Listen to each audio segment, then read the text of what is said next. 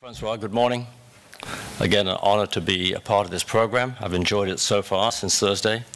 And as Francois suggested, I'm going to talk to you about the Monoplace hyperbaric delivery system, particularly from a USA perspective, and some of the critical challenges that we face now in being able to support very sick patients in this particular type of delivery system.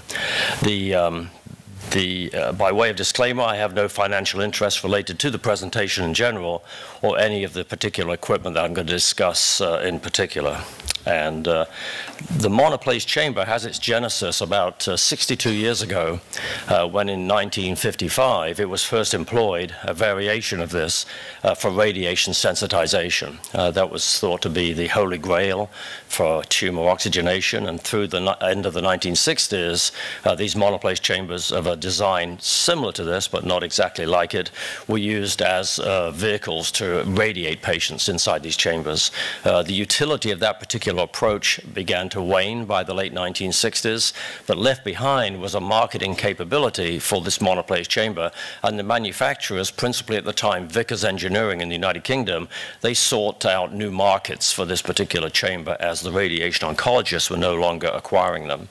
And the ready market seemed to be in the United States, and by the early 1970s, these chambers were being employed in the clinical setting as an alternative to the traditional multiplace chamber. And by 1974, the first US-built Monoplace chamber, as you see here by Secret Industries, came into force. And a training program was developed for staff members and physicians to use this chamber in Long Beach, California in 1974, where the first Secret chamber went.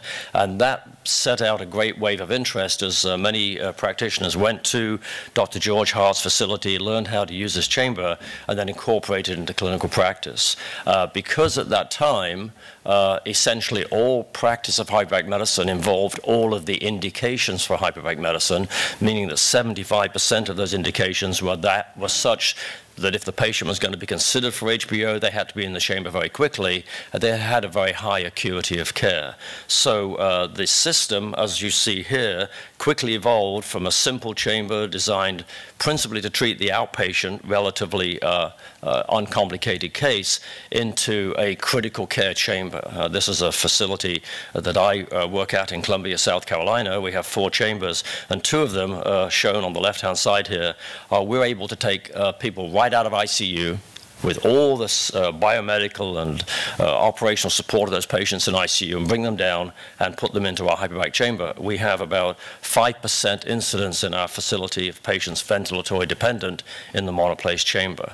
And clearly there's been an evolution of the biomedical support to get from that simple outpatient essential Monoplace chamber to something that looks like this. And so my plan is to talk to you this morning about that particular program and the very significant risk that we're going to revert back to only being able to use chambers, as you see here, for the elective outpatients because of critical issues that Francois alluded to.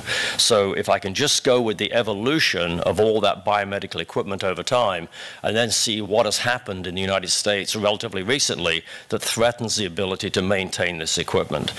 Within a year of the Monoplace chamber being introduced into the US in 1974, the manufacturer responded to the clinical need to have intravenous access. So ports were drilled into the door of these chambers. They had a special adapter in the door, and tubing was made that would fit through that particular port with a one-way valve on the inside. Obviously, the pressure on the inside is much higher than the outside, and we have to protect the patient, so there was a one-way valve. Fluid could flow into the chamber, but nothing could come back out of the chamber. The way to get fluid to the patient in those days, the only option was this IVAC infusion pump that has its genesis in the 1960s, and it was a peristaltic pump. So there was no cartridge. You just put the tubing of the IV fluid through a gate and a compression pad, and it would pump the fluid to any pressure you wanted it to go to. These pumps would pump over 3 atmospheres absolute pressure. They were perfect for the Monoplace chamber. There were some issues at that time with protecting the patient from overpressurization, and it was a very simplistic tool, but it worked very effectively.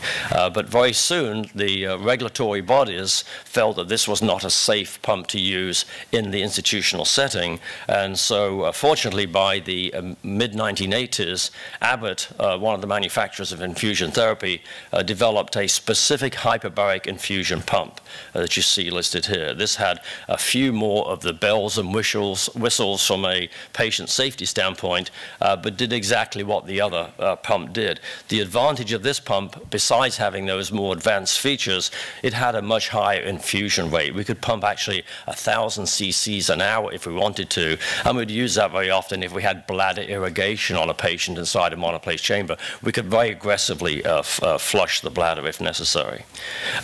Within the early part of the last decade, Hospira developed a hyperbaric pump, which was all the modern technology. This pump could be programmed from pharmacy anywhere in the hospital. It had all the bells and whistles you could imagine available to us, and that really made us fully compliant with the expectations of the regulatory bodies and good medical practice in terms of infusion therapy. So now, at this point in time, this was 2005, we're in very good shape from an infusion standpoint. The next adaptation to the chamber was a 19-pin electrical penetrator that allowed the patient to be monitored by ECG, and the wiring in here had a capability of a 3-lead and a 12-lead EKG configuration. The monitor's up there. The cable runs down, runs through that port there with the patient leads attached to the patient, so we could monitor the patient very effectively. By 1979, Sequest had built a monoplace chamber-specific mechanical ventilator. And you see this was built largely on bird parts, but we could now ventilate patients. It was a time-cycled volume ventilator, and it's had a sensing line for chamber pressure, and we could actually use this ventilator very effectively. We've done so today. We've done thousands of procedures on this particular ventilator. When the modern respiratory therapy technician looks at this particular piece of equipment, it looks a little archaic to them. It doesn't have a lot of the sensors that you would have in the ICU for disconnects, low pressure alarms and the like, because of the electrical hazards that would pose by having them in an oxygen-filled monoplace chamber. So when the patient is being mechanically ventilated, the protocol is and should be that the chamber operator or the ventilator operator stays with the patient the entire time, observing the patient. If there was a disconnect on the tubing, that would continue to cycle. You wouldn't know that it disconnected where you would with a modern ventilator in ICU. So that was the one requirement that is maintained today. We have to be very careful watching these patients while they're on the ventilator. Pretty soon thereafter, the ability to give an air brake to the monoplace chamber patient was evolved. I actually came out of the oil field, commercial diving world, and I was asked to help start a program in Houston, Texas in 1984, and it was a monoplace delivery system, oxygen-filled. These chambers are oxygen-filled in contrast to the monoplace chamber, which is air-filled with patients getting individualized oxygen delivery systems. The monoplace chamber, by contrast, has oxygen flowing through the chamber all the time, so the patient doesn't have to wear any device. They just breathe the atmosphere in the chamber.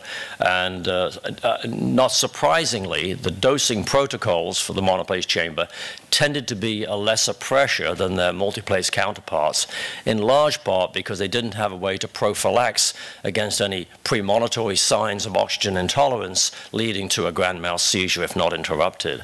So when I arrived in 1984, I brought with me a trusty Scott aviator mask from the oil industry without permission, and hooked it up into the chamber and found we could actually give an air brake to a patient in a monoplace chamber quite effectively. This time we had transcutaneous oxygen monitoring equipment, and we would place the electrode on the patient's chest, and as they breathed from this device, we would watch that oxygen level plummet at the chest level to indicate they were in fact breathing 21% oxygen in a completely 100% oxygen environment. It was a difficult mask to keep clean between patients. They were relatively expensive, and so soon thereafter we moved on to a more simple oral nasal mask here that the manufacturers had changed the flow capabilities within that device so that it would work at up to 3 atmospheres absolute. As they were designed, they wouldn't provide sufficient flow at higher pressures in the chamber, but they actually made a Monoplace specific version of that device, and we began to use that. But the patient, of course, is breathing in and out through that regulator, so between patients there's an issue of cross-contamination, and typically the infection control programs in hospitals didn't like that device because of that very fact. So we evolved eventually to this non-rebreather mask you see on the bottom right-hand side. And this is a very effective way to deliver air to the patient in the chamber. Again, we validate it with transcutaneous oximetry, and that mask becomes that patient's mask, and at the end of the treatment series, we throw it away. It's a much easier way, cleaner way, and less expensive way to provide air brake capabilities. The air brakes are supplied with an airline coming from high-pressure air cylinders that are regulated accordingly, have inline filtration, and come through a control valve in the door. The staff members are taught to make sure that when the patient's inhaling, that bag collapses slightly. So we're not just overinflating that bag, putting a lot of air into the patient, but also into the chamber, which dilutes the percentage of oxygen in the chamber for a while, and will take a while to flush that back up to 100%. So we control by that little regulating device there. There's a quarter-turn valve there, but a regulating valve there, and we can get just the right amount of flow, so when there's an inhalation, you see the bag slightly collapse. We're not over admitting air into the chamber.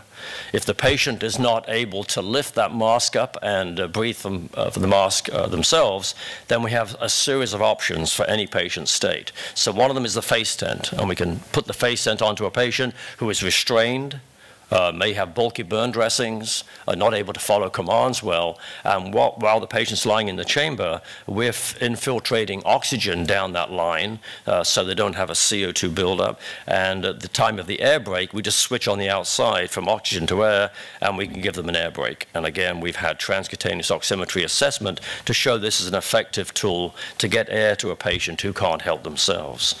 Those patients that have tracheostomies, if they're unrestrained, they can lift it up, that device, and place it over their tracheostomy entry site and provide themselves with an air brake. If they're restrained in the chamber for some reason, then we can assemble it, as you see on the right-hand side here, so they don't have to manipulate it. And we're putting oxygen down that line throughout the treatment course, and when the air brake comes up, we switch the device over to air. We actually took the Monoplace ventilator, which delivers 100% oxygen, and we put a little Y in the back there, and we have air or oxygen going to the ventilator, so we can actually give an air brake through the ventilator. The manufacturer of this device, Sequest, doesn't condone this. They don't give us a letter to approve us doing this because their application to the regulatory bodies would be affected, but we're not going into the ventilator and doing anything with the ventilator. We're just changing the gas that goes to the ventilator, but we were never able to get them to sign off on that. So we do it anyway. We think it's best practice, but we don't have that advice. And of course, we have an analyzer on the ventilator to know exactly which valve is open. Are we giving them an air brake? Are we giving them their normal oxygen treatment? And to be able to manipulate the gas to the patient on the ventilator, we've taken an anesthesia bag, and we've placed that anesthesia bag around the little valve here that entrains oxygen from the chamber into the patient's breathing circuit. We've captured that environment around the entraining device with a bag, and into that bag is either oxygen or air. Okay, so we can fill that bag up with oxygen while they're being treated, and for the air brake, we switch gases on the outside, and then we start to inflate that bag with air, and we give them an air brake on that device. And again, we've transcutaneously assessed to ensure that we're actually doing just that.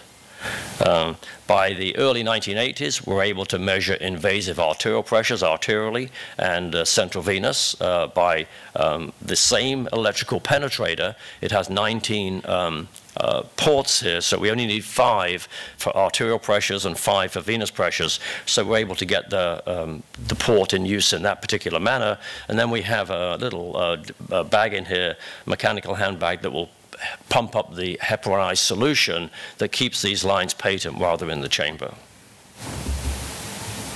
For patients that have underlying pulmonary pathologies, of course, in the monoplace chamber, if somebody had a pneumothorax under pressure, when we start to decompress them, of course, that air is going to want to expand. And if there was a large amount of air in the chamber, in the pulmonary space, it could become somewhat catastrophic. And so obviously, a risk assessment of patients going into monoplace chamber includes their underlying pulmonary status. But where the decision is made that the risk-benefit ratio is in favor of treating the patient for that given condition, but they do have some underlying concerns, then we can actually put the nebulizer device into the chamber.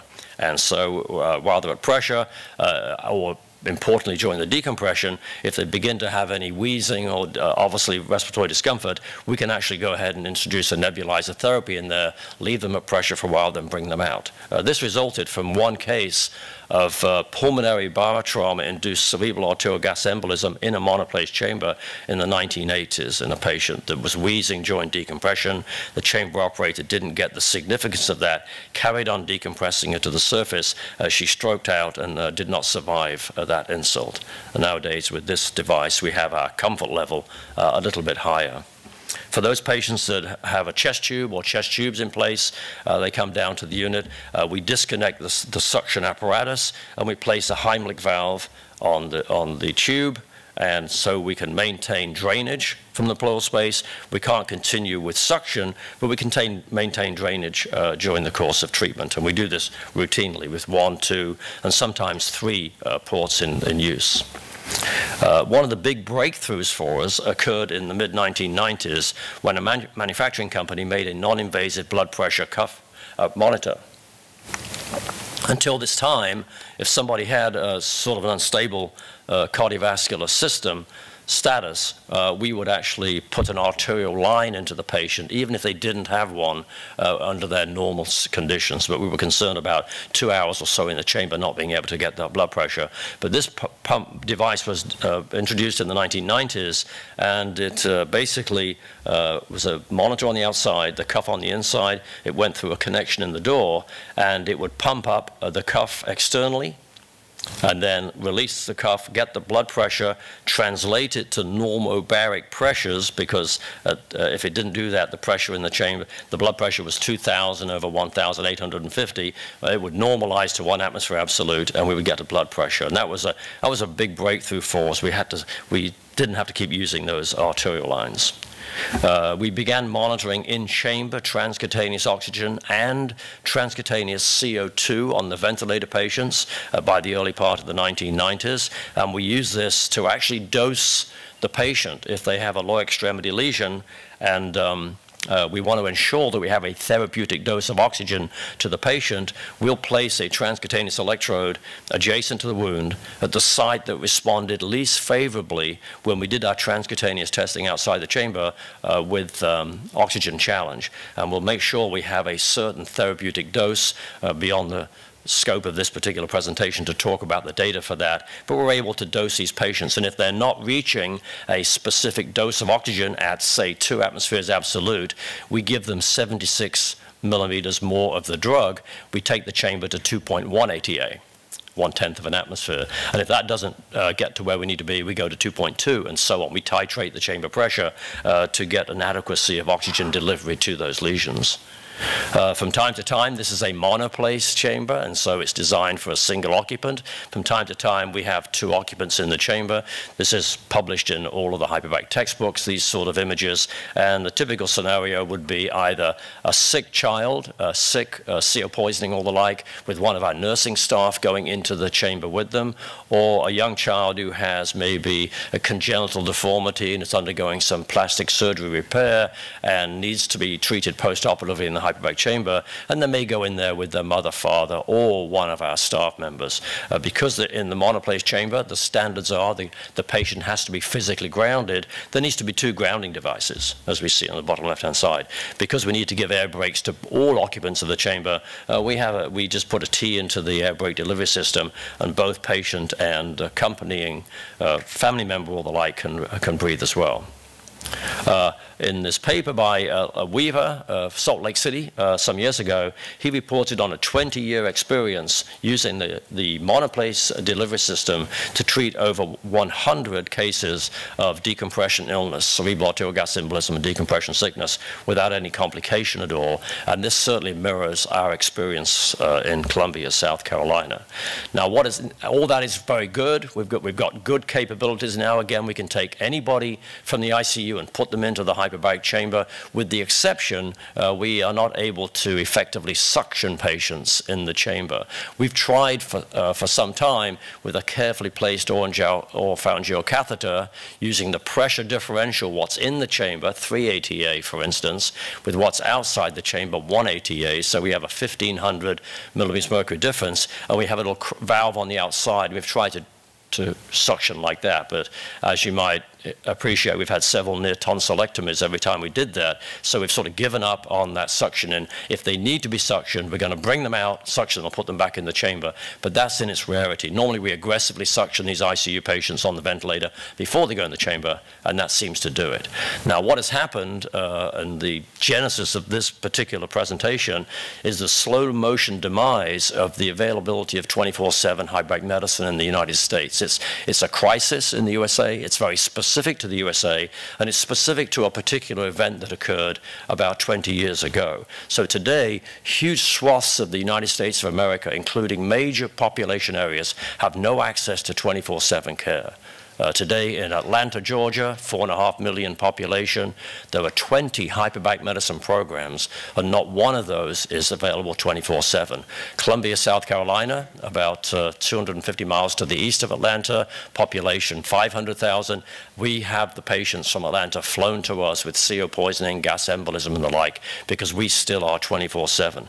But that reason that we've lost 24/7 in large part is through a unique evolution of the delivery of hyperbaric medicine in the USA. And beginning in the late 1990s, there was a management company model developed where private companies would go into hospitals and they would provide to the hospital a wound healing center management program which included hyperbaric chambers.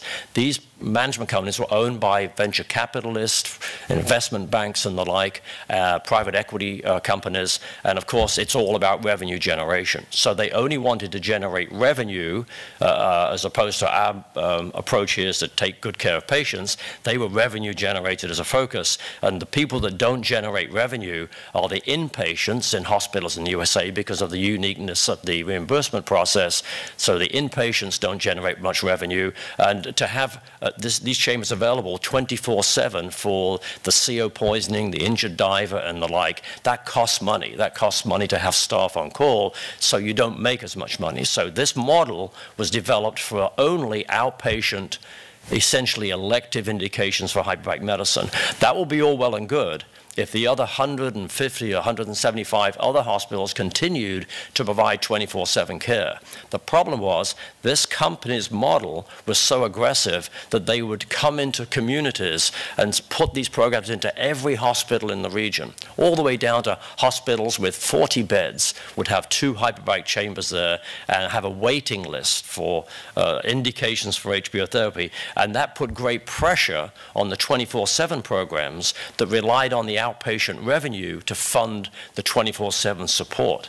As again, there's no money to be had from the inpatients and the like, so we rely on the outpatient revenue to pay those bills. When there's competitive pressure in the community, then the hospitals say, well, I can't keep my 24/7 program open any longer, we're losing money, and they shut them down. And without exaggeration, it's about every 2 to 3 months in the USA, another program closes down. And so the 24/7 programs are in the absolute minority now, very sadly. And the impact that has on monoplace delivery systems, as Francois alluded to, is that the interest and the revenue generation to be had from building these biomedical systems is starting to become not very impressive. They're not selling them anymore. And so what has happened is we're losing all of these devices, starting with the blood pressure cuff. How I told told you how wonderful this was. Well, the medical company that makes that now stopped manufacturing it about 8 years ago, and 4 years ago they stopped supporting it. We have no way to get these devices serviced and repaired at all, so we've reverted back to invasive arterial. We have to put an art line into a patient, and the pumps that are still working, that haven't failed yet, the device there, we showed you that little compression device for the heparin bag, they don't make that anymore. And the ones that are left over don't have the oxygen compatible lubricant inside them, which we had them used to make a model for us because there was plenty of market for them in the 1990s. So we've had to go and take these old pumps and strip them down, change the lubricant in there, and we're just hoping that they don't finally wear out because there's no replacement for them. And if we don't replace those, then we can't even monitor with the invasive arterial pump itself. That fabulous new 2000 technology infusion pump, Hospira had great trouble with it technically, and in the first 2 years of its use and availability to us, it underwent 4 safety recalls. It went to the 5th recall, and in the end they would not send replacement pumps out because they were not confident in the replacements. So we started to lose the capability to infuse patients, and in 2010 they stopped manufacturing them altogether and warned all the users they were not to use them. They were no longer approved for use, these pumps. So we went back to the 1980s technology of the Abbott pump, but the problem with the Abbott pump about 4 years ago, they stopped manufacturing the special tubing that goes from that pump into the hyperbaric chamber. So as we ran out of tubing, we've gone back to the IVAC pump of the 1970s. So what we're doing now is we're taking the hospital infusion pumps that do not pump against the pressure inside the chamber, and we're putting them through the 1970s technology. Is the only way we can get fluids into these chambers now. We're allowed to use this. We've got a dispensation from the authoritative bodies in the USA because the flow control systems are all maintained there. So this is just a way to boost the fluid from the hospital infused pumps. When these pumps finally crap out, and they're on their last legs everywhere, we can't get fluids into monoplace chambers. The end result is that we're struggling to maintain this very impressive, otherwise impressive capacity. That's the sad state of affairs.